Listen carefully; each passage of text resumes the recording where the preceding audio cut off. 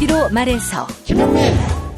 오늘은 효성그룹 조현준 회장이 관세를 내지 않고 해외 명품 티셔츠를 반입하려다가 적발됐다는 소식을 살펴보겠습니다. 이완배 기자의 경제의 속살. 김용민. 오늘은 김주대의 시화집 그리움은 언제나 광속 골랐습니다.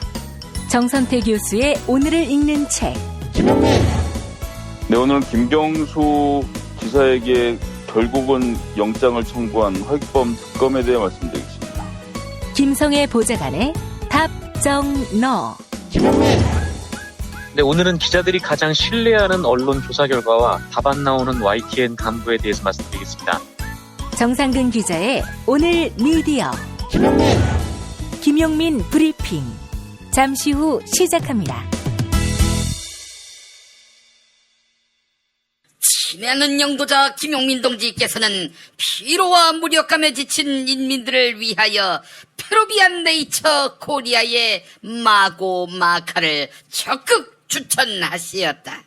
페루의 산삼으로 불리는 마카가 몸에 좋은 건 이미 잘 알려진 사실. 그 좋은 마카 중에서도 안데스 산맥의 지리역을 빨아들인 페루 후닌 지역의 100% 마고 마카야말로 남녀노소 모두에게 좋은 핵무기급 슈퍼푸드라고 치솟는 칭찬을 감추지 못하시었다. 명절 선물로도 핵무기급인 페루비안 네이처 코리아의 마고 마카를 가장 저렴하게 구입하는 방법은 김용민.com, 김용민.com.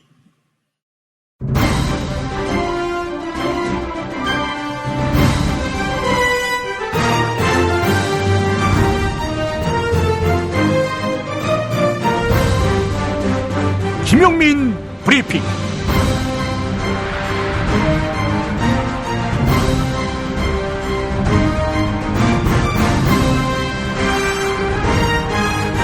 (2018년 8월 17일) 금요일입니다.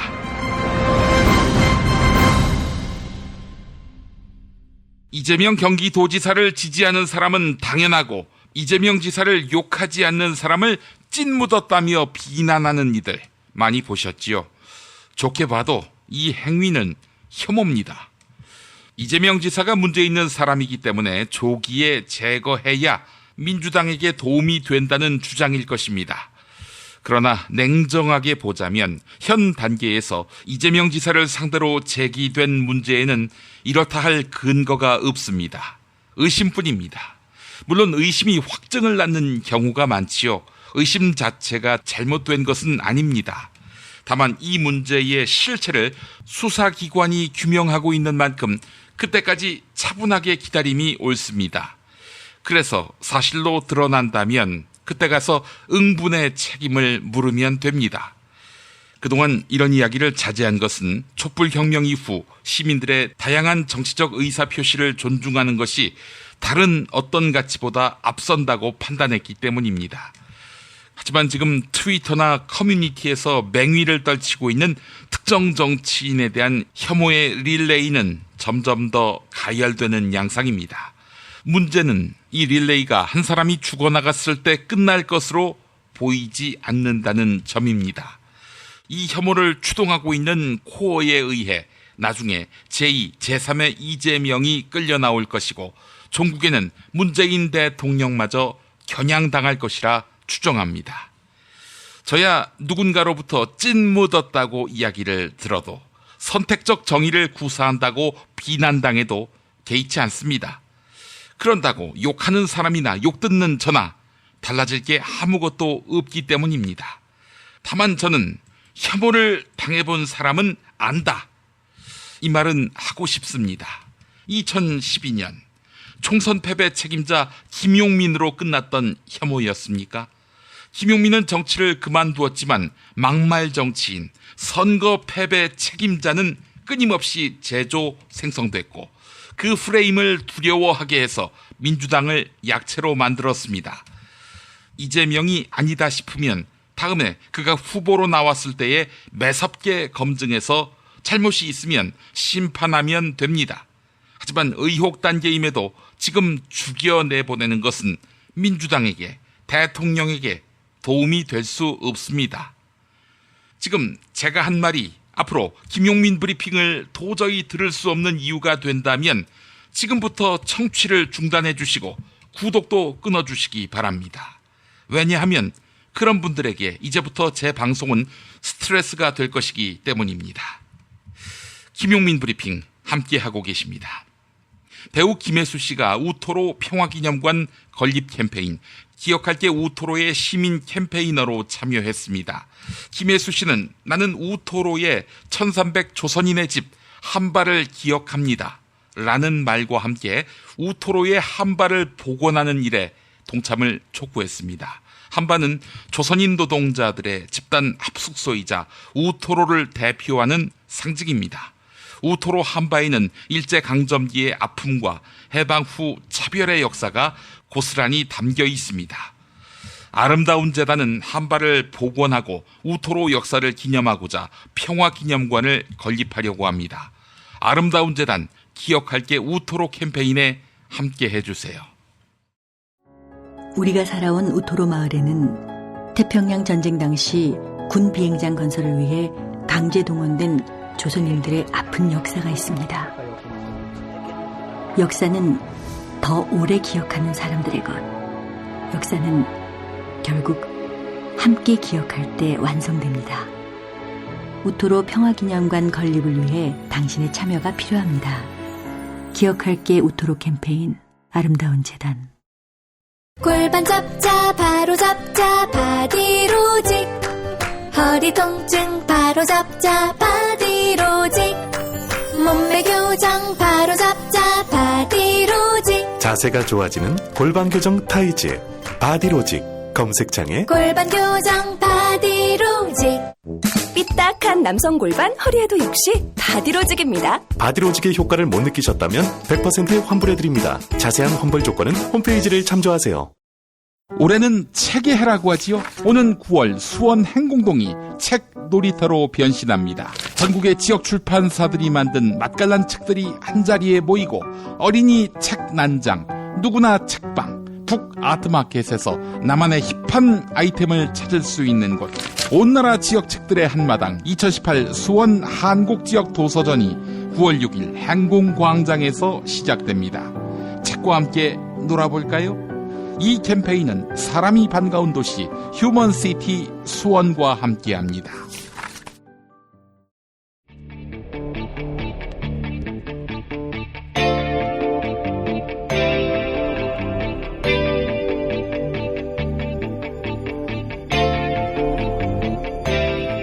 김용민의 뉴스 광장.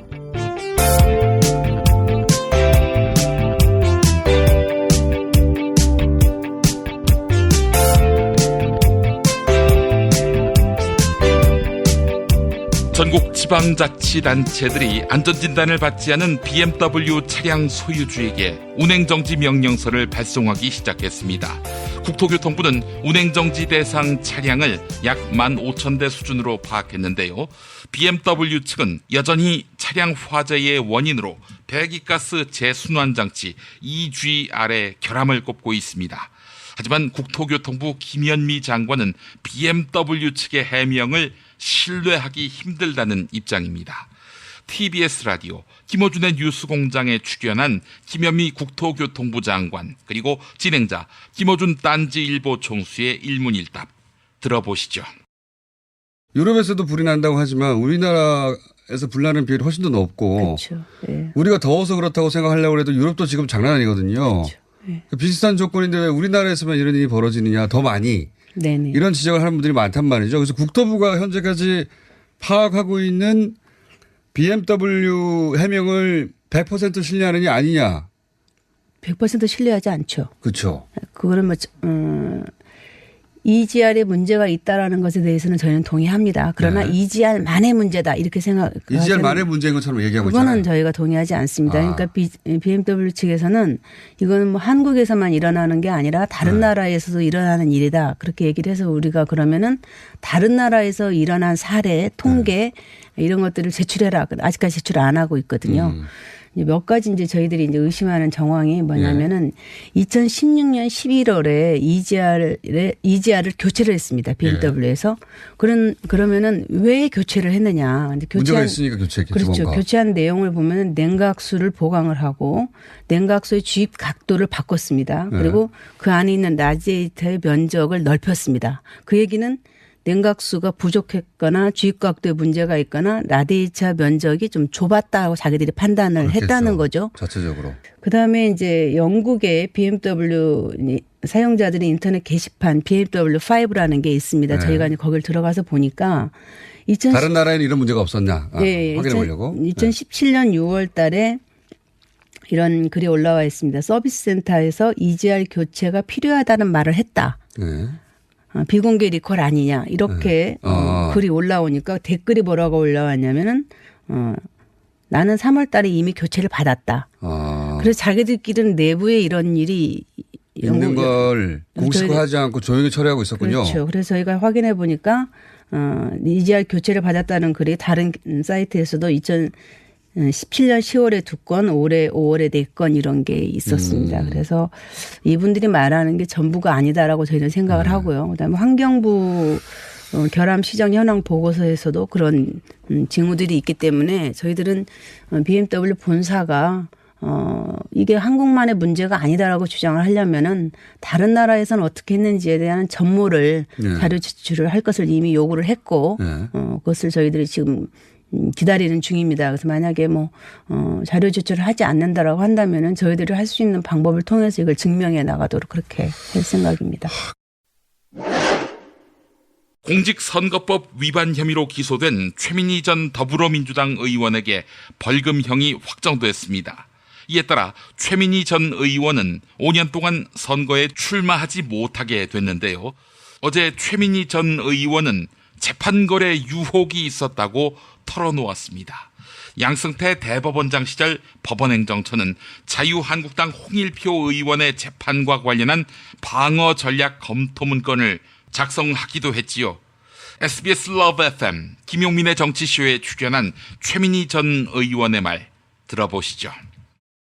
자, 근데 최민희 의원님 본인 페이스북에 이런 글을 남기셨어요. 2년 동안 재판받으며 유혹도 있었다. 그를 찾아가면 살아날 수 있다. 법원 사람 만나라. 이해하기 힘들었던 말들이 요즘 해독된다. 나는 데스노트였겠지. 그에게 무릎을 꿇었다면 사형 선고는 면할 수 있었을까. 그런데 옳았던 것일까. 누굽니까? 누구예요? 아니 그 글을 밝힐 수는 없어요. 그런데 그들이 있었다는 거예요. 법원에 누군가를 찾아가면 좋은 판결이 날 길이 열린다. 네, 그런 말들을 제가 많이 들었다는 거예요. 그런데 그때 저는 무슨 저런 말도 안 되는 소리들을 하나. 네. 그 양승태 대법원장이 그 포토라인에 서가지고 한 얘기가 있습니다. 네. 판사들이 양심에 따라 판결하지 무슨 압력을 넣거나 이런 일은 절대로 있을 수가 없다. 요 얘기하는 거고. 국민들의 기대치기도 합니다. 예. 그리고 두 번째 또 하나 한 말 중에는 이 판사 조직이 그래도 우리나라에서 가장 건전한 조직이다. 이렇게 그런 줄 알고 있었어요. 저도. 네, 저는 믿었어요. 그래서 재판을 하면서 예를 들면 아주 소수의 집단이 나쁜 거래를 할 수는 있겠지만 법원 전체는 건강하다고 생각했는데 나에게 이런 말을 해주신 분들은 저한테 노골적으로 물으신 분도 있어요. 법원 사람이 만나자고 했냐. 예. 아니다. 그랬더니 그럼 너 죽어. 이렇게 말한 분도 계세요. 네, 그런데 그 말들을 다 안 믿었다는 거죠. 그리고 그를 만나서 얘기하면 그는 풀어줄 수 있다라는 말을 안 믿었다는 거죠. 근데 지금 그때 그분이 얘기할 때는 그 실명을 거론했습니까? 물론이죠. 예. 그런데 저는 안 만났다는 거죠. 안 만난 이유가 두 가지인데 하나는 무릎 꿇고 살기보다 서서 죽기 원하는 우리가 뭐 그렇게까지 하나. 그리고 두 번째는 법원을 믿었고. 네.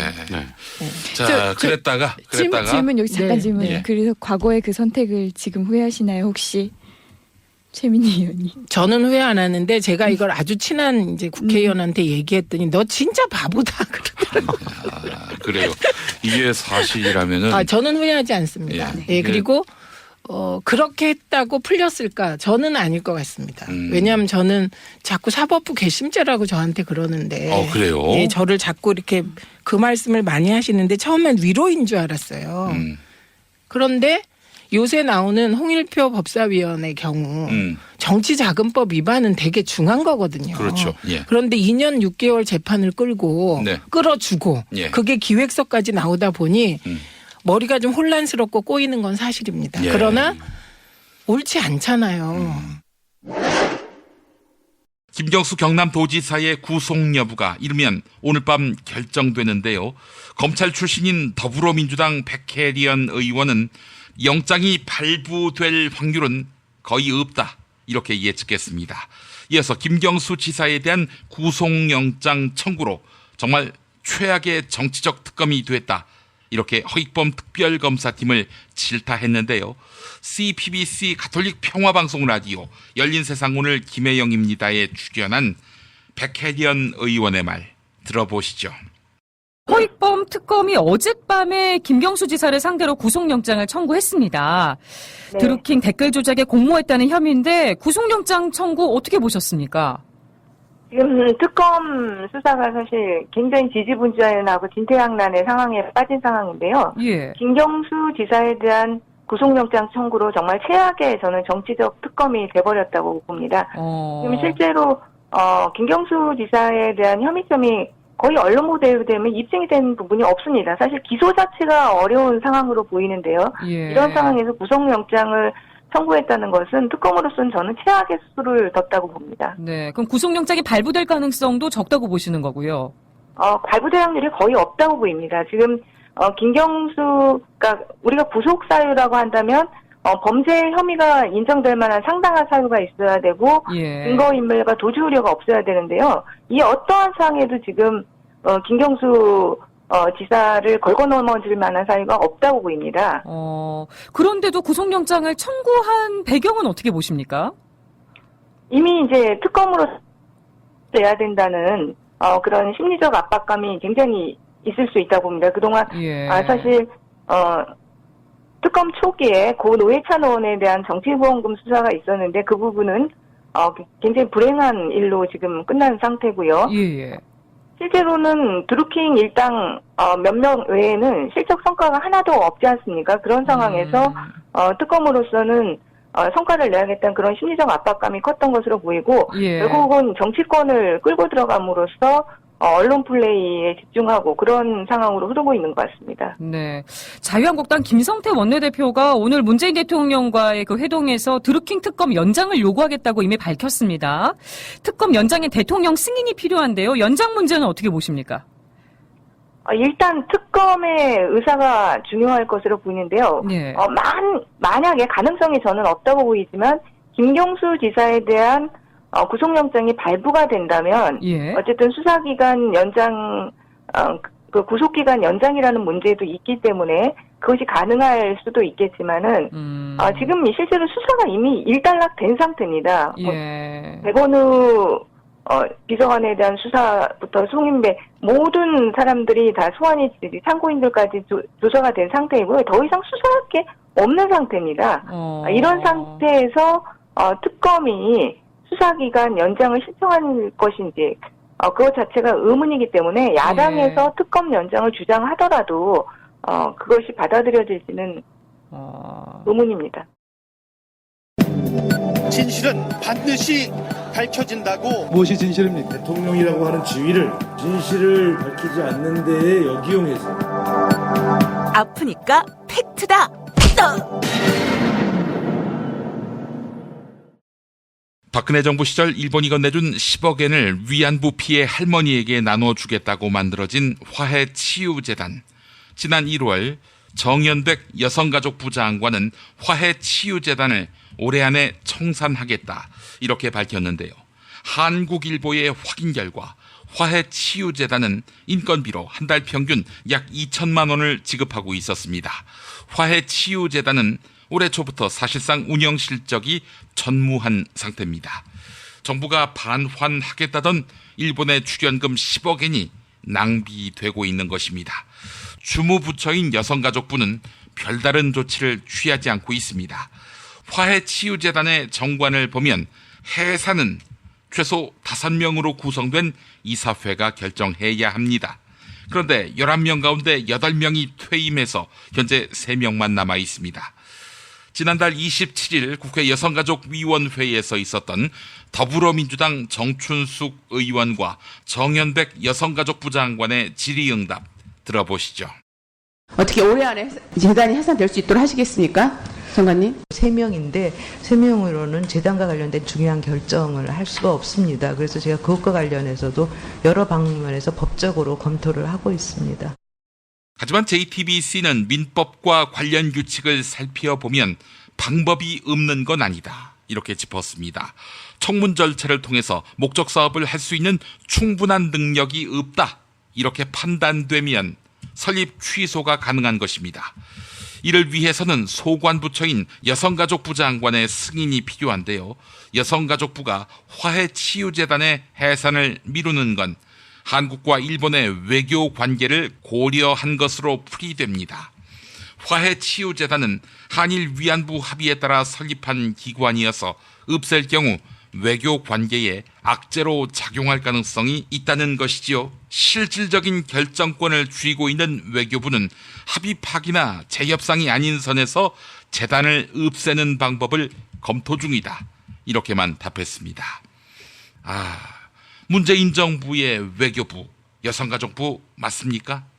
지금까지 아프니까 팩트다였습니다. 중고차죠? 네. 그런데 이 차 진짜 있는 거 맞죠? 정말 이 가격에 살 수 있는 거죠? 아이, 그럼요. 빨리 오시면 됩니다. 여러분 이거 다 거짓말하는 걸 아시죠? 더 이상 속지 마세요. 허위 매물에서 우리의 가족과 이웃을 지키는 더불어 중고차. 직영 정비소를 운영하여 더욱더 믿음이 가는 더불어 중고차. 카카오톡 검색창에 더불어 중고차를 검색하시거나 1661-3363, 1661-3363으로 전화주세요. 충남 금산의 넓은 인삼밭. 정성농장을 일군 농부아버지 이정열 씨. 자연은 노력한 만큼 내어준다. 그 자연의 마음을 알기에 정성농장을 더불어 일구는 아들 이성규 씨도 아버지에게 배운 것처럼 정직하고 또 성실하게. 정성농장 홍삼은 인삼 재배부터 가공 판매까지 모두 책임지고 있습니다. 그래서 대한민국 1등 품질을 자부합니다. 검색창에 정성농장 홍삼을 검색해주세요. 정성농장 홍삼.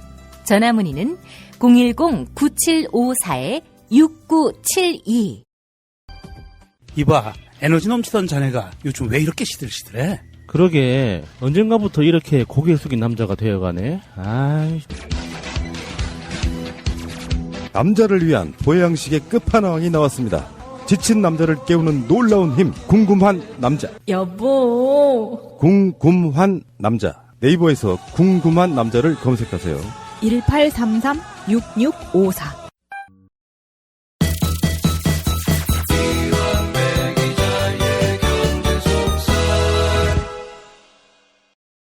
(40대) 남성 10,000원대, 10살이라면 5,000원대 실손 보험입니다. 40세 여성 기준 월 2만원 치아 보험도 있습니다. 포털 사이트 다음에서 7,000원 운전자 보험 카페 검색해 보십시오. 전화 번호는 016-360-0689 또는 02-849-9730입니다. 경제의 속살로 이어갈까요? 민중의 소리 이완배 기자 함께하겠습니다. 이완배 기자님. 네, 안녕하십니까? 네, 오늘 어떤 이야기 해볼까요? 예, 오늘은 조금 지난 뉴스인데요. 지난 주말에 있었던 뉴스죠. 효성그룹 조현준 회장이 관세를 내지 않고 해외 명품 티셔츠를 반입하려다가 공항 세관에서 적발됐다는 소식을 살펴보겠습니다. 네. 살짝 해프닝처럼 묻혀졌던 뉴스인데요. 내용이 이렇습니다. 효성그룹 총수가 조현준이라는 사람입니다. 3대 승계자고요. 올해 1월에 그룹 회장에 올라서 공식적으로 효성의 3세 시대를 연 인물입니다. 나이가 이재용하고 동갑입니다. 올해 51세고요. 이 조현준 씨가 홍콩 출장을 갔다가 명품 티셔츠를 11벌 구입했다는 겁니다. 그런데 이게 면세 한도를 넘어선 모양이에요. 면세 한도가 $600인데 조현준이 산 티셔츠 11벌의 가격이 $2,000 정도였다고 하더라고요. 200만 원 정도 좀 넘는 거죠. 요걸 신고를 안 하고 들어오다가 세관에 적발이 됐습니다. 요게 알려진 소식의 대략입니다. 간단하죠? 네, 요 간단한 이야기는 조금 이따 다시 해보고요. 일단 오늘의 주인공 조현준이라는 사람에 대해서 조금 먼저 알아보겠습니다. 예. 효성 족보가 창업주는 조홍재, 2대가 조석래, 그리고 3대가 조현준이죠.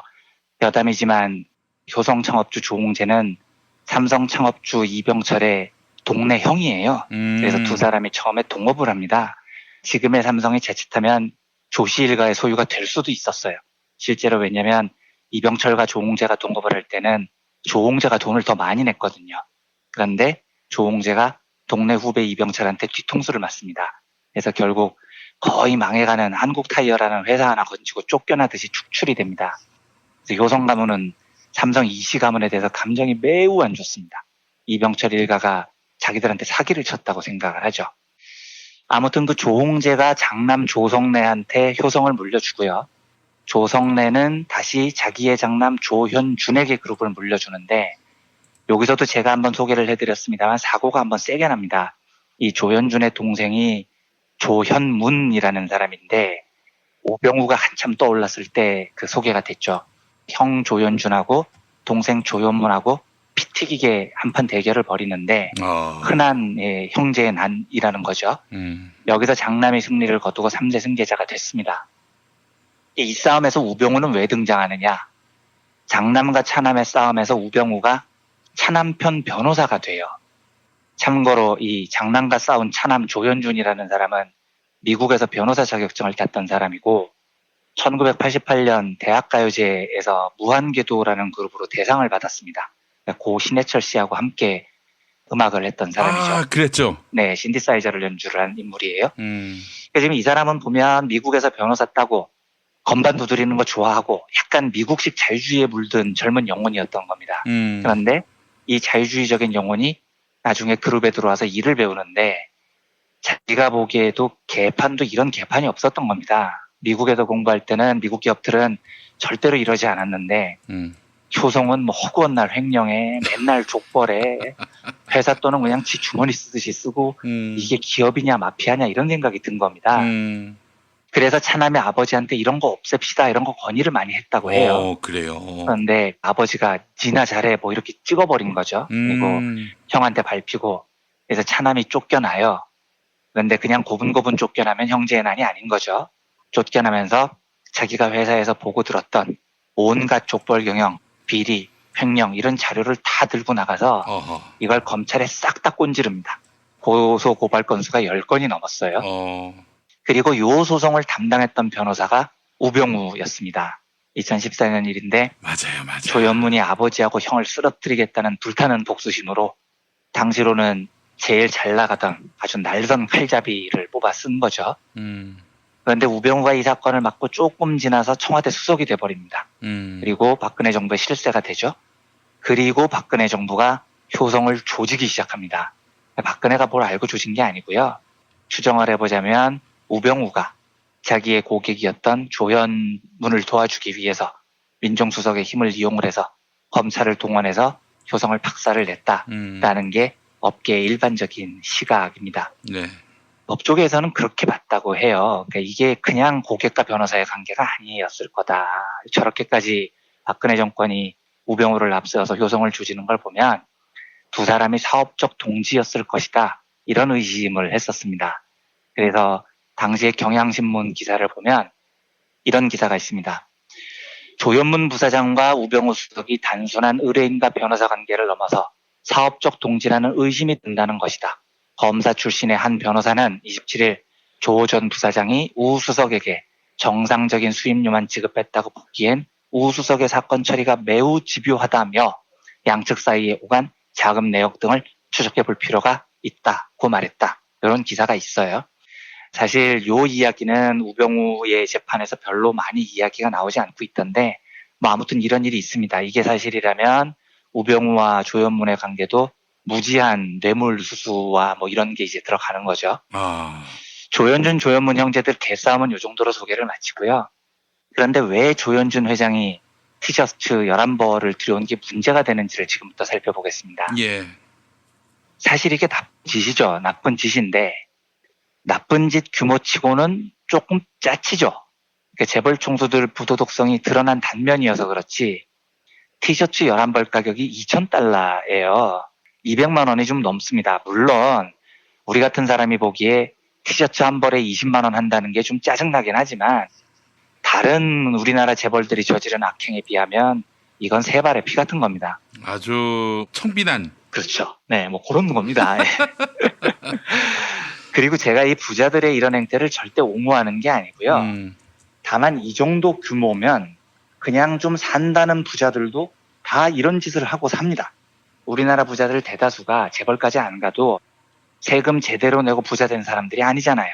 이 사람들 외국 한번 갔다 오면 티셔츠 10몇 벌씩 사가지고 라벨을 떼버리고 입도노처럼 위장해서 들어오는 놈들도 많고요. 명품 시계 몇 천만 원짜리 면세로 사서 그냥 아예 지 것처럼 차고 들어오는 놈들도 있어요. 그러니까 세금 안 내려고 발광한 놈들이 한둘이 아니라는 겁니다. 예.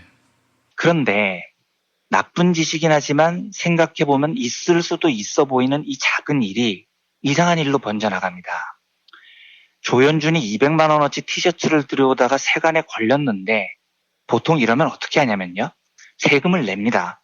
세금을 내면 그 티셔츠 그냥 돌려받아요. 이거 뭐 전과가 생기고 이런 것도 아닙니다. 아주 간단한 거라고요. 그러면 면세 한도가 $600인데 60만 원 정도고요. 조현준은 $2,000, 200만 원어치 티셔츠를 들여왔단 말이에요. 면세 한도 초과한 게 기껏해야 140만 원 정도밖에 안 됩니다. 이 경우 관세 내버리면 됩니다. 한 100만 원 정도만 내면 그 티셔츠 다 돌려받을 수 있습니다. 그리고 별 문제도 없었을 거예요. 아주 간단히 끝날 일이었다고요. 그런데 조현준 회장이 어떻게 하냐면 걸리고 나자마자 그러면 나는 관세 안 내고 반품할게요 하고 $2,000어치 티셔츠를 홍콩으로 돌려보내버렸습니다. 너무 이상하잖아요. 도대체 왜 그런 거죠? 그냥 100만 원 관세 내면 해결될 문제를 왜 반품을 선택했을까요? 여기서부터 추정의 영역입니다. 만약 지금까지 들려드렸던 스토리가 단지 공항에서 관세를 신고하지 않은 문제였다면 뭐 나쁜 일이지만 별일 아닙니다. 그런데 만약에 이 스토리가 횡령 이런 단어로 이어지면 문제가 완전히 달라집니다. 무슨 말이냐? 조현준이 티셔츠를 구매했을 때 사용했던 카드가 개인 카드가 아니고 만약에 회사 법인카드였다면 여기서부터는 세관 통관의 문제가 아니고 회사 돈을 횡령한 문제가 돼버립니다. 그러네요. 예. 물론 이게 횡령이라고 해봐야 법인카드로 티셔츠 $2,000 긁은 거니까 뭐 나쁜 짓인데 이게 뭐 또 크게 문제가 되나 이런 생각이 들 수도 있어요. 왜냐하면 법인카드로 골프 치고 룸사롱 가서 긁고 하는 놈들 많거든요.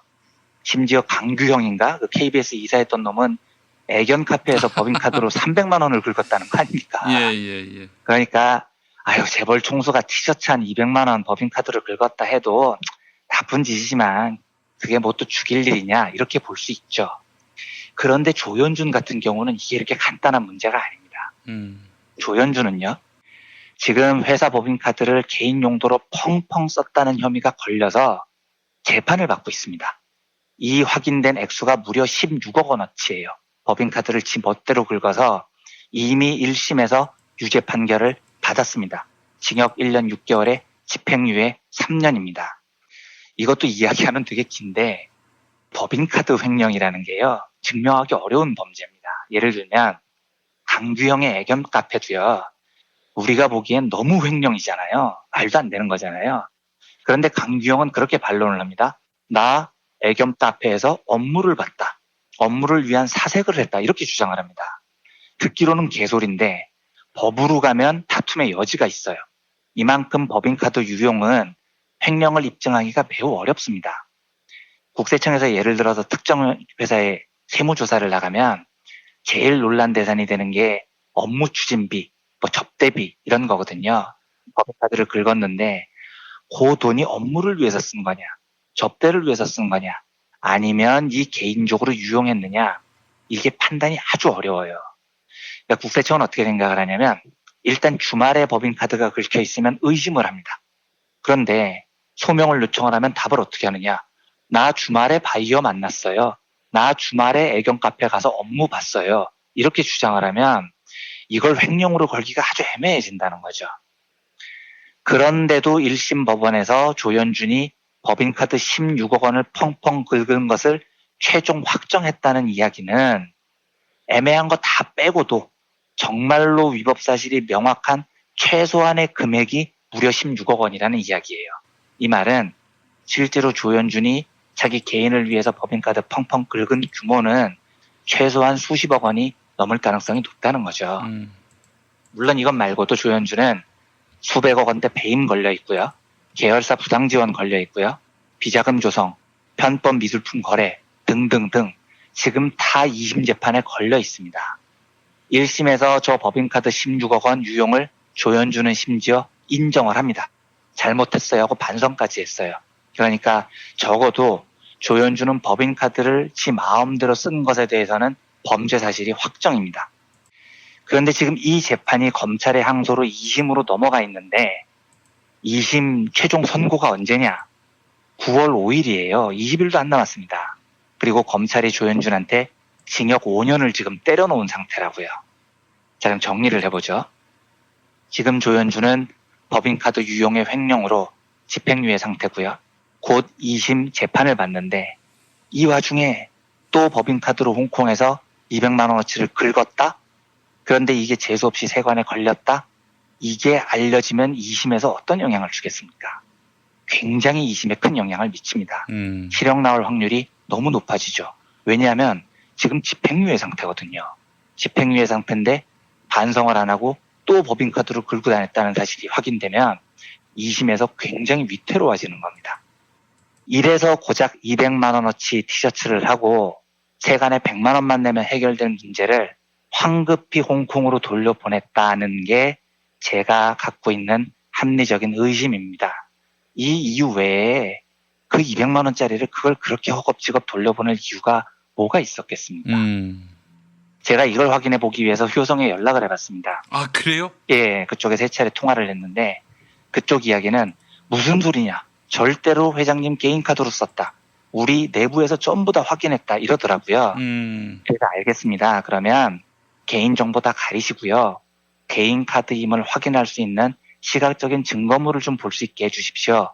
라고 요청을 했습니다. 그랬더니 그건 안 된다고 그러더라고요. 그러면서 아니 무슨 권리로 기자가 남의 개인 카드 사용 내용을 보여달라고 할 수 있느냐라고 반론을 합니다. 맞아요. 저는 경찰도 아니고 검찰도 아닙니다. 제가 뭐라고요. 일개 기자인데 개인의 카드 영수증을 보여달라고 할 권리가 있겠습니까?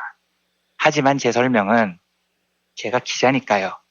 나에게 그런 권리는 없지만 지금 조현준 회장은 법인카드 유용으로 횡령 혐의로 집행유예를 받았고 곧 2심이 열립니다. 그리고 티셔츠 반품 과정이 너무 석연치 않아요. 그러니까 부탁드립니다. 지금 효성 쪽 주장은 개인카드 사용이 확실하다고 하시니 개인정보 가리고 그거 보여주시면 깔끔하게 다 해결이 됩니다. 보여주십시오. 라고 다시 정중히 요청을 한 겁니다. 근데 물론 답도 굉장히 정중하게 왔어요. 그런데 그 정중한 답은 개인 카드가 확실하지만 절대로 보여드릴 수는 없다 였습니다. 이제 이쯤 되면 제 감이지만 저는 사실 100% 거의 가깝게 확신을 해요. 법인카드로 긁었을 겁니다. 이 사람들이 그런 사람들이라고요. 이 집안의 주법 정신은 정말 제로에 가까운 집안이거든요. 그런데 기자가 물어보니 보여줄 수는 없고 하지만 2심을 앞두고 더 들통날 수는 없고 그래서 지금 이렇게 버티고 있는 게 아닌가가 제 추정입니다. 하나만 더 해보겠습니다. 조현준 아버지가 조성래 명예회장인데 아직 살아 있습니다. 그런데 이 사람이 지금 아들 조현준하고 같이 재판을 받고 있어요. 그런데 아들 조현준은 1심에서 집행유예를 받았지만 아버지 조성래는 실형을 선고받았습니다.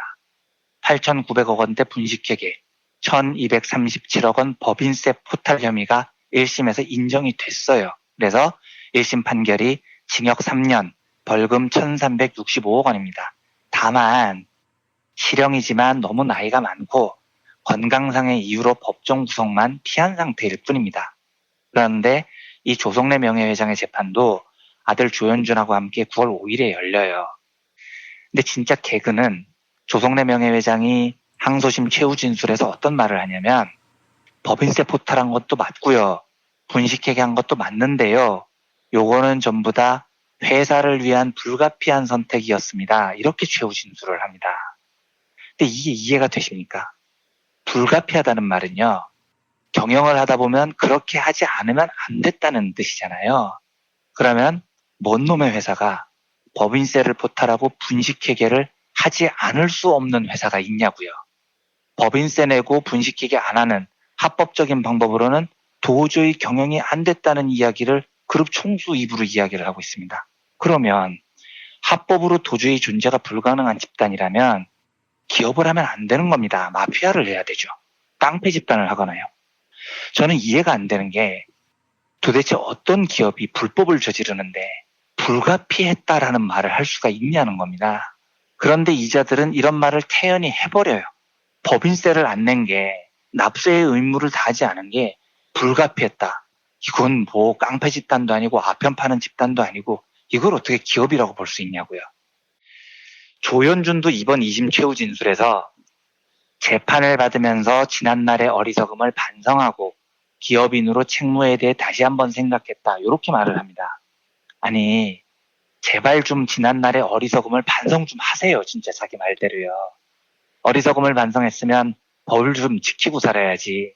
명품 티셔츠를 법인카드로 구매했다는 건 제가 제기하는 의혹일 뿐이지만 적어도 세관에 신고를 안 하고 들어온 건 확정된 팩트입니다. 반성씩이나 했다면서 법을 좀 지키고 살면 어디 덧나냐고요.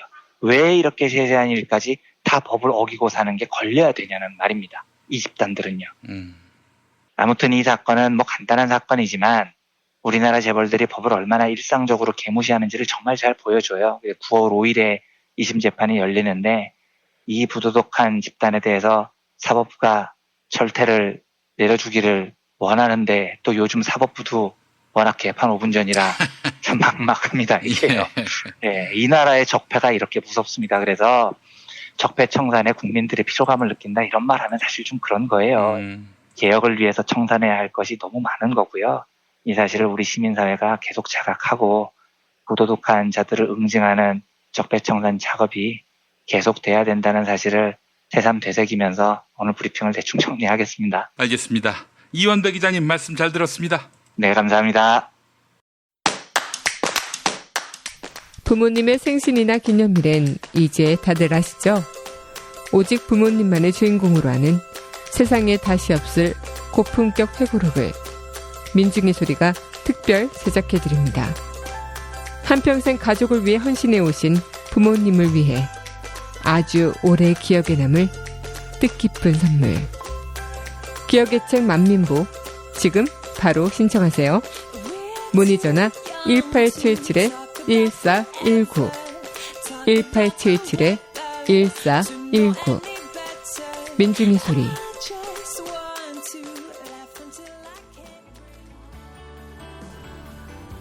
안녕하세요. 민중의 소리 아나운서 정혜림입니다. 이명박근혜 정부, 그 혹독했던 시간을 견뎌내고 촛불로 민주주의를 바로 세워낸 자랑스러운 여러분 곁에 언제나 민중의 소리가 함께 있다는 거 알고 계시죠? 앞으로도 여러분의 응원과 격려에 힘입어 돈과 권력에 굴복하지 않고 가진 것 없는 사람들의 가장 든든한 벗이 되겠습니다. 민중의 소리 후원 전화 1661-0451 1661-0451 민중의 소리.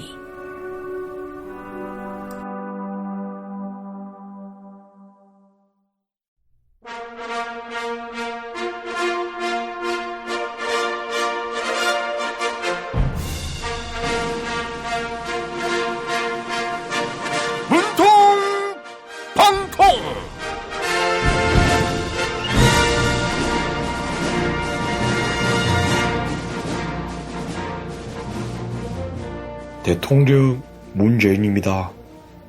허위범 특별검사팀이 김경수 경남도지사에게 구속영장을 청구했지요. 정치특검이다. 편파특검이다. 이런 말이 나오는데요. 드루킹 특검 출범의 1등 공신 자유한국당 김성태 원내대표의 편지 읽어볼게요. 문재인 대통령님, 김성태입니다. 드루킹 특검은 오는 25일 종료되지만 김경수 경남지사의 구속 여부에 따라 수사기간 연장도 가능합니다. 드루킹 특검의 수사 기간을 연장해야 합니다. 그러나 저희의 이런 요구에 대통령님은 이런 방구 아무런 대답이 없었습니다. 대통령님, 현실을 제대로 지켜야 하십시오. 아이고, 김성태 원내대표, 2012년 대선 당시 새누리당 대선 캠프 외곽 조직들이 매크로 프로그램을 사용해서요, 2012년부터 매크로를 사용했다니 정말 시대를 앞서갔습니다. 특검을 통해 진실을 밝혀야 합니다. 예? 문재인 정부는 이념에 매몰된 정책으로 사회 갈등을 야기했다고요? 대통령이 나라를 통째로 갈아엎었다고요? 하하하하. 저희의 성과를 인정해 주시니 감사합니다.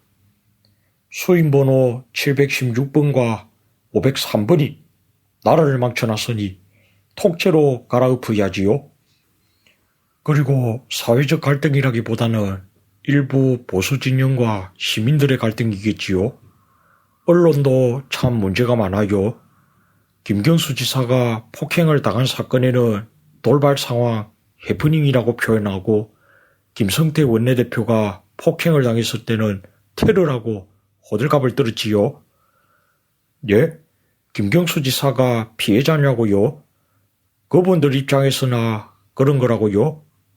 아이고, 김성태 원내대표 너무합니다. 최소한 김성태 원내대표 폭행범은 양갱을 건네며 성의 표시라도 했지요. 김경수 지사는 경찰이 경호를 하고 있었는데도 폭행을 당해서요. 아무쪼록 김경수 지사에게 험한 일이 다시는 안 생겼으면 합니다. 저는 다음 주에 다시 찾아올게요.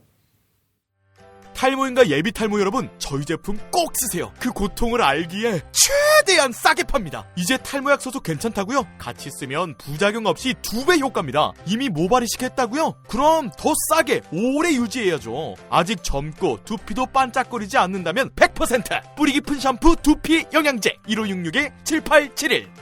판촉물이나 단체 선물이 필요할 때 이왕이면 우리 편 회사 네피아를 찾아주세요. 인터넷 검색창에 네피아를 치시거나 032-519-4800으로 전화주시면 친절하게 상담해드립니다. 그런데 상품은 뭔가요? 네피아를 가서 고르세요. 3만 가지가 넘는 물품이 있어요. 다이어트를 위한 꿀팁. 동결건조 채소와 곡물, 단백질, 그리고 효소와 비타민, 미네랄로 만든 다이어트 전용 그린 스무디로 하루 한두 끼만 바꿔 드세요. 비타샵에서 만나요. 생활인을 위한 꿀팁. 집 2채에 월 10,000원 화재보험 카페. 화재 배상, 심지어 도난 피해까지. 여기에 더해 가전제품 고장 수리비까지. 연중 무휴라 언제든 02849-9730.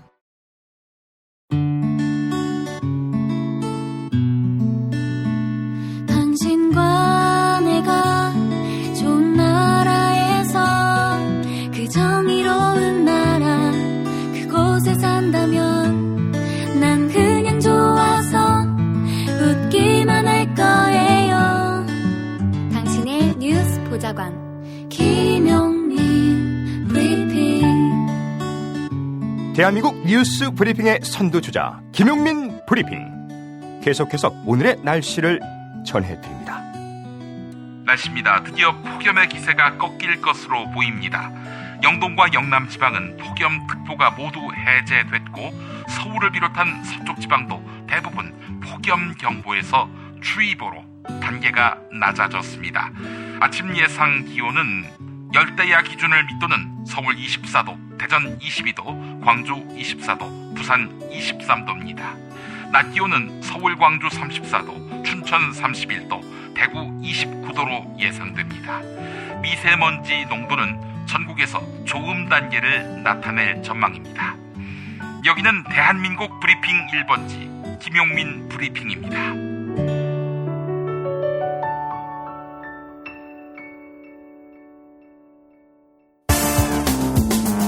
오늘을 읽는 책, 문학평론가인 국민대학교 국문학과 정선태 교수와 함께합니다. 국민대학교 한국어문학부 국어국문전공 정선태 교수님 함께하겠습니다. 교수님. 네, 안녕하세요. 네, 교수님. 오늘은 시가 있는 금요일이죠? 네, 맞습니다. 오늘은 김주대의 시화집 그리움은 언제나 광속 골랐습니다. 그리움은 언제나 광속. 네, 그리움의 속도는 빛의 속도라는 얘기 같습니다. 시화집이라고 하는데 이 책을 보면은 짤막한 시들과 그림이 함께 있습니다. 모두 이 김주대 시인이 다 그리고 썼는데요. 이 책 하나만 책상 앞에 놓여 있어도 뭔가 든든하게 기댈 게 있는 것만 같아서 뿌듯합니다. 그림도 그 문인화 전통에서 그린 것이어서 상당히 깊이가 있어 보입니다. 제가 그림 보는 눈은 좋지 않지만 또 아울러서 그 그림 속에 쓰인 그 시도 짤막한 에피그램 형식이어서 아주 긴 여운을 우리에게 던집니다. 그림과 시를 함께 볼 수 있는 책이라고 생각하시면 좋을 것 같습니다. 예. 우리 청취자분들 아실지 모르겠는데 김주대 선생은 얼마 전에 대법관 13인에게 고함이라는 병문시로 꽤 알려졌습니다. 대법관들이 거래를 했다라는 얘기가 나오니까 13명의 대법관이 우리는 그렇지 않다. 오리발 내민 적이 있었죠. 예. 이에 대해서 김주대 시인이 아주 경로하면서 쓴 경문에 가까운 그 시가 있습니다. 네. 일단 그 시를 보고서 오늘 고른 책 그리움은 언제나 광속의 잔잔한 시 한 편 한 편 보도록 하겠습니다. 반박성명 발표한 대법관 13인에게 고함. 너희들 고운 손 깨끗한 피부 다칠까봐 땅 파고 농사 짓는 일, 바닷바람에 살점 파먹히며 물고기 잡는 일, 공장 돌리는 일은 우리가 하였다. 영하 20도 굴뚝 꼭대기에 올라가 농성하는 일은 우리가 하였다. 촛불 들고 언손 불며 청와대로 행진하는 일은 우리가 하였다. 너희들 판결하는데 조금이라도 방해될까봐 너희들은 판결에만 전념하라고 비린내 나는 생선은 우리가 팔고 육중한 기계음 들리는 공장 컨베이어 벨트는 우리가 지켰다. 너희들 월급 받아 판결 잘해달라고 나라에 꼬박꼬박 세금 바쳤다. 너희들이 빵 한 조각 훔친 아이는 징역을 보내고 수백억 갈취한 파렴치범은 집으로 돌려보낼 때 너희들 지위를 지키며 겸손한 척 더러운 판결을 내릴 때 너희들 좋은 머리 아플까봐 너희들의 판단이 맞겠지 하며 첫 버스를 타고 출근하며 막차를 타고 퇴근하였다. 우리는 농사 전문가, 우리는 기계 전문가, 우리는 노동 전문가, 우리는 알바 전문가, 우리는 예술 전문가, 우리는 장사 전문가, 우리는 사무 전문가, 우리는 택시 전문가, 우리는 버스 전문가, 우리는 서비스 전문가. 너희가 판단하는 것보다 법 전문가 너희들이 더 잘할 것이므로 우리는 못하니까 우리는 법을 못 배웠으니까 기꺼이 너희들을 인정하며 너희들에게 법의 칼을 쥐어주었다. 너희들 법복 앞에 떨며 서서 때로 꾸중도 듣고 시키는 대로 감옥에도 가고 벌금도 내며 살았다.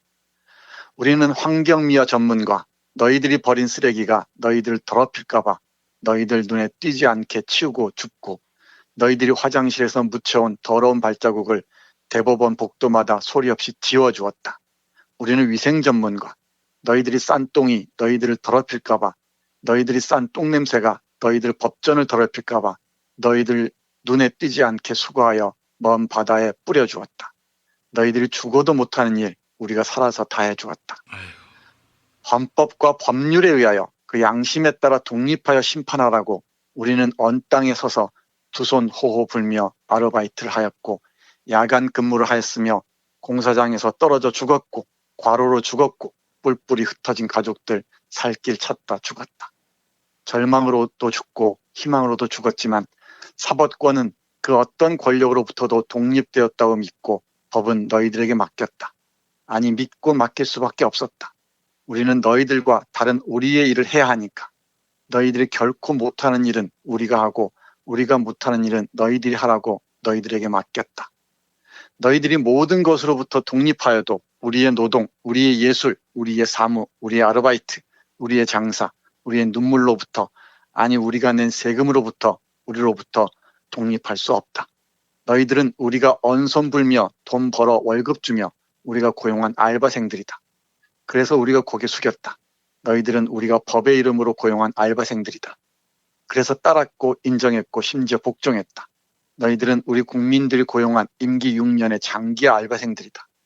대법원장인 법관은 국회의 동의를 얻어 대통령이 임명하고 대법원장은 대법관이 된다. 대법관은 대법원장의 제청으로 국회의 동의를 얻어 대통령이 임명한다. 그 대통령을 우리가 뽑았다. 너희들의 위에 법이 있고 법 위에 우리가 있다. 건방진 놈들. 이렇게 됐습니다. 진짜 이건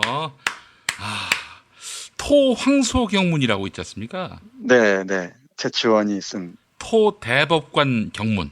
이렇게 이름 붙여도 될 것 같습니다.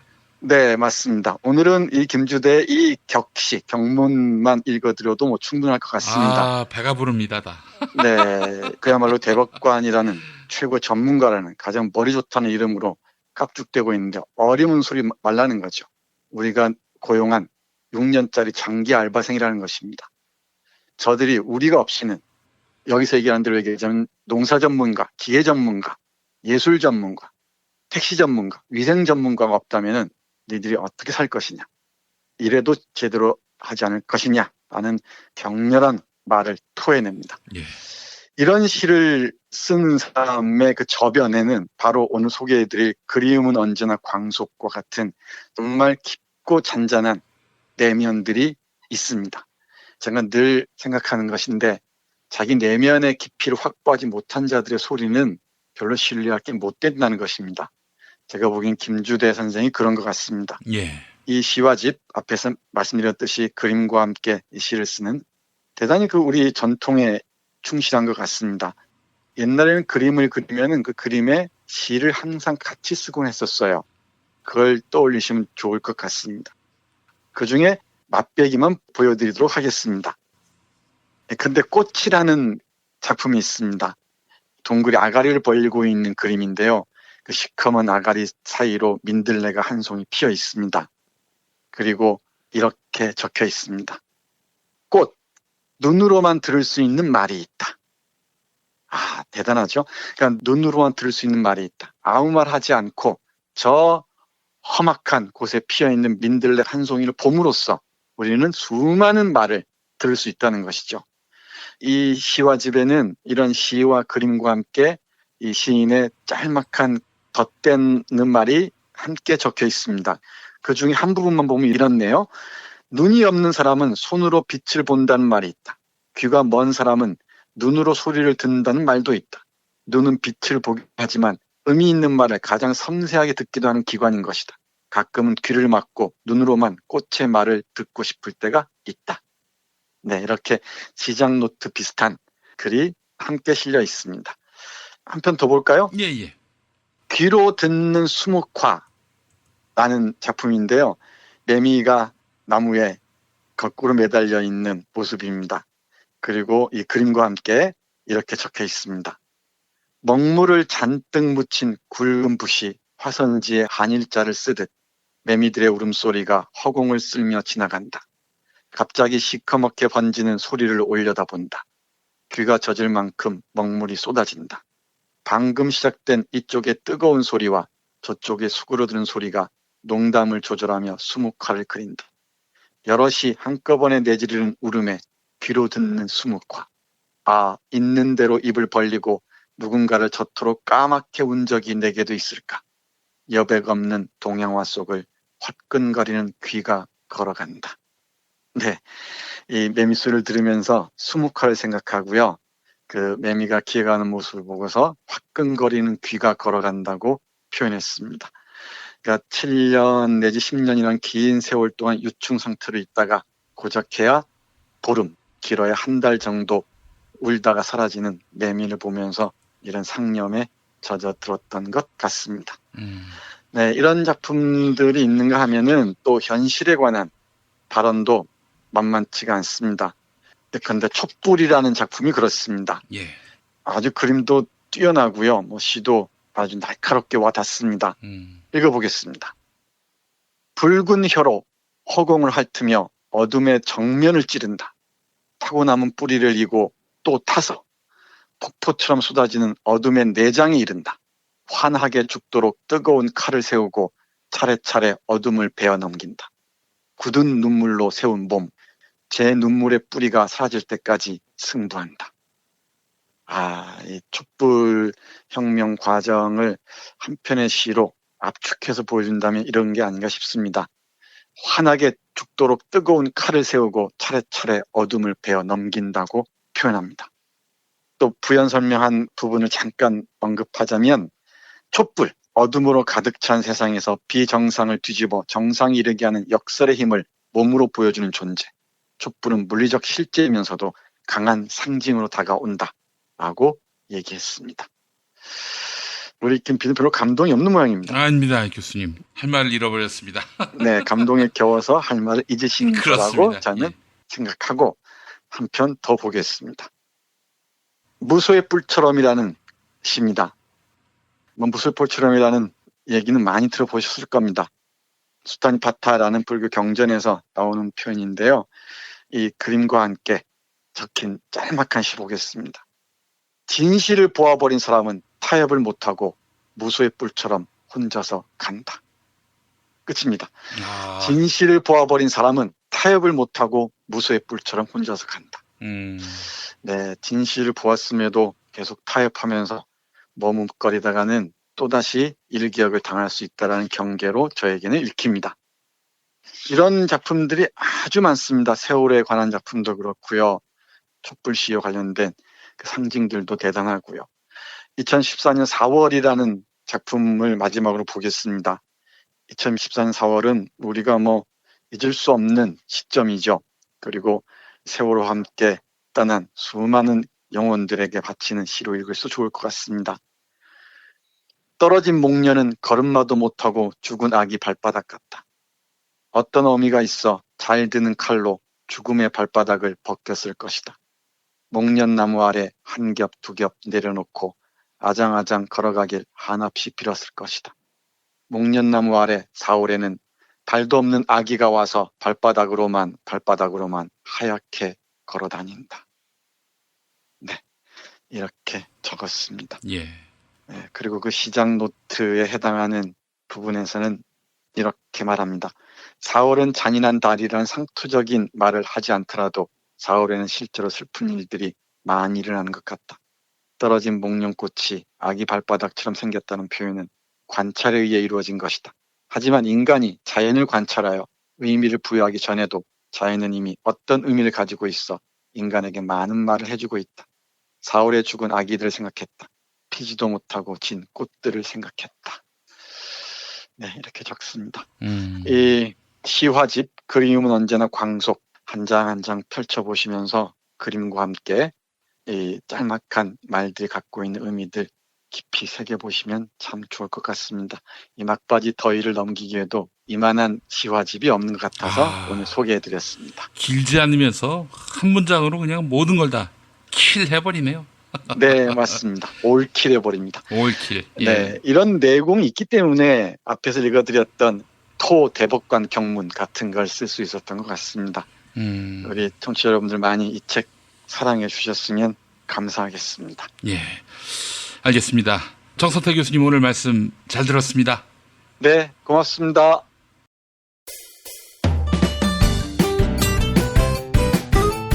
뉴스포렌베리와 함께하는 시간입니다. 김용민 트위터에서 매일 설문조사가 진행되고 있는데요. 김경수 경남도지사에 대한 구속 여부가 이르면 오늘 밤에 결정됩니다. 허익범 특별검사팀의 구속영장 청구에 대해 김경수 경남지사는 원하는 모든 방법대로 수사에 협조했다. 대단히 유감스럽다. 이렇게 밝혔는데요. 반면 자유한국당은 김경수 지사에 대한 구속영장 청구를 시작으로 드루킹 여론조작의 진실이 밝혀지길 바란다. 이런 입장을 전했습니다. 시민들은 법원이 어떤 판단을 내릴 것으로 전망하는지 설문조사를 진행했습니다. 어젯밤 9시까지 모두 1,579분이 의견을 남겨주셨는데요. 94%, 거의 모든 시민들은 김경수 지사에 대한 구속영장은 기각될 것이다. 이렇게 내다보았습니다. 김경수 지사가 구속될 것이다. 이런 의견은 6%에 그쳤습니다. 트위터 의견 볼까요? 사람이 아름답다님, 당연히 기각돼야 합니다. 하지만 요즘 법원이 정치하느라 제정신이 아니라 염려됩니다. 라고 하셨고요. 권동형님, 엉뚱한 판단을 내서 법원 앞에서 촛불 드는 일이 없었으면 합니다. 라고 해주셨습니다. 설문조사에 참여해주신 여러분 감사합니다.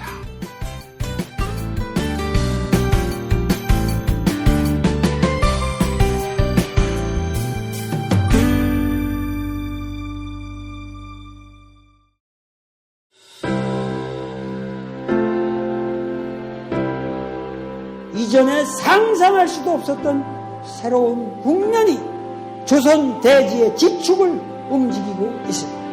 이 민족의 역사가 제 궤도에 올라서서 달리게 시작한다고 하는 느낌이군요. 문익환이 가르쳤고 도울이 배웠던 학교, 한신대학교 신학대학원. 꿈을 현실로 살아간 선구자를 양성하는 한신신학은 촛불혁명과 한반도 종전선언 이후의 세상을 준비하고 있습니다. 한신신학을 통해 세계의 신학을 깊이 연구하고 더 나아가 시대의 예언자의 길을 걷고자 하는 모든 분들을 환영합니다. 이 새 시대는 문익환 씨의 힘으로 열리는 것이 아니라 바로 여기 모인 여러분들의 힘으로 열리는 거예요. 한신대학교 신학대학원 홈페이지나 02-2125-0108로 문의하실 수 있습니다.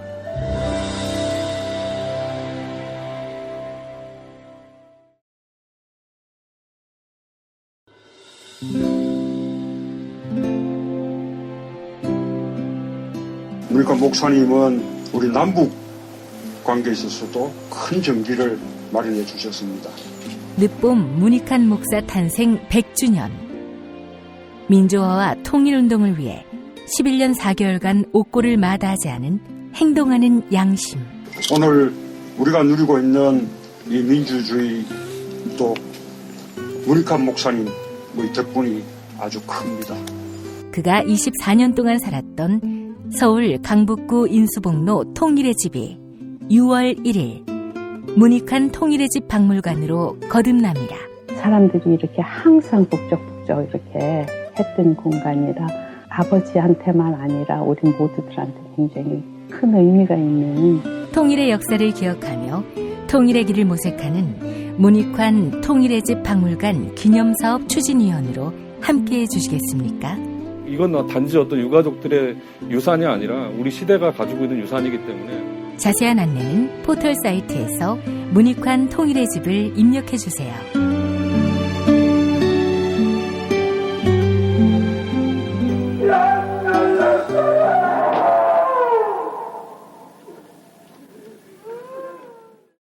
탄핵 때문에 뭐 이야기를 전달을 하려고 해도 길을 막고 듣질 않아요. 패족 수준으로 쪼그라든 한국 보수. 회생의 길은 과연 있을까? 변화된 정치 환경, 갈 길 잃은 보수에게 새로운 희망을 제시한다. 애국 보수의 화려한 부활과 집권을 위한 본격 가이드. 김용민의 신간, 보수를 지켜라. 진중권도 투표하는 보수 정당. 광주에서도 일당이 될 수 있는 보수 정당. 젊은이들의 입당이 줄을 잇는 보수 정당. 언제까지 민주당 정의당을 부러워만 할 것인가? 부러우면 진다니까? 자유한국당 당원 김용민이 쓴 보수를 지켜라. 이김에서 나왔습니다. 네, 어제도 뉴스 듣기 능력 평가 쉬었습니다. 클로징 사연 당첨자는 오리조리님인데요. 게시판에 이메일 남겨주시기 바랍니다. 클로징 사연 당첨자께는 올인원 향수비누 헤이브로 올인원 파워바를 보내드립니다. 어제 김어준 씨가 진행하는 공개 토크쇼 다스베이다에 나갔습니다. 현장에서 계략적인 요지는 전달했지만 즉흥적으로 얘기했기 때문에 좀 더 정제된 글로 올립니다. 라고 시작하는 역사학자 전우용 선생의 페이스북 글 일부 소개합니다. 이재명 지사를 즉시 축출해야 한다고 주장하는 사람 중에는 순수한 정의감에 불타는 사람이 훨씬 많습니다. 하지만 대중의 분노에 편승해 정치적 이익을 도모하는 세력은 언제나 있습니다. 상대 진영 내에 내분이 일어나면 그 불씨가 꺼지지 않도록 밖에서 부채질하는 세력도 언제나 있습니다. 이들이 서로 엉키면 내부는 걷잡을 수 없게 됩니다. 지방선거 직후 관념으로 갈라놓은 찐무 대 반찐무이라는 구도는 지금의 당대표 선거뿐 아니라 내후년의 총선, 나아가 다음 대선 때까지 지속될 겁니다. 설령 이재명 지사가 탈당하거나 사퇴하더라도 일단 만들어진 구도는 쉽게 깨지지 않습니다. 이명박, 박근혜가 다 구속됐지만 자유한국당에 아직도 친이 친박이 있는 것처럼, 게다가 이 구도가 계속되기를 원하는 세력이 있는 한 강력한 통합의 의지가 없으면 민주개혁 세력이 분열하고 민주당이 깨질 수 있습니다. 자기 판단에 따라 이재명 지사를 배척하거나 증오하는 건 주권자 시민의 당연한 권리입니다. 하지만 이재명 지사가 한국 사회 모든 악의 총결집체라고 생각된다면, 그래서 자기의 미운 마음을 그에게 몽땅 쏟아붓고 있다면, 그래서 다른 일들에는 분노할 여력이 없다면 혹시 자기 판단에 착오가 있는 건 아닌지 생각해 볼 필요가 있습니다. 판단은 각자의 몫입니다. 하지만 한 가지는 짚어두고 싶습니다. 해방 이후 이승만과 김구가 환국하자 태극기에 혈서를 써서 충성을 맹세하는 사람이 꽤 있었습니다. 그들은 자기들이 누구보다 충실한 이승만과 김구의 추종자이자 애국자인 양 행세했습니다. 이들은 왜 일제강점기에는 안 그러다가 해방된 뒤에야 태극기에 혈서를 썼을까요? 충성심을 과장해서 표현하는 사람들의 말은 깎아서 들을 필요가 있습니다. 네, 1부 마칩니다. 2부도 많이 들어주시기 바랍니다.